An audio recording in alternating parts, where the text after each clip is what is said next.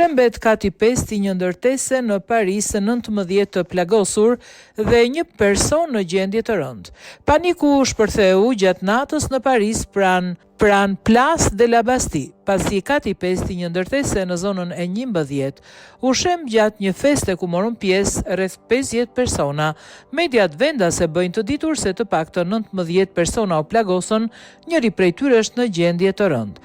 Ndërtesa 6 katëshe së bashku me 2 ndërtesa ngjitur u evakuan. Banorët ishin në gjendje të ktheheshin në shtëpitë e tyre gjatë natës, shembja e cila rezultoi në lëndime serioze për një person dhe lëndime të lehta për 15 të tjerë. Dyshohet se u shkaktua nga pesha e dyshemes apartamentit në katin e 5, ku ishin mbledhur rreth 50 vetë. Personi plagosur rënd u trajtua për arrest kardiak dhe menjëherë u ringjall dhe u dërgua në spital. Dëmtimi strukturor ndodhi pak pas mesnatës.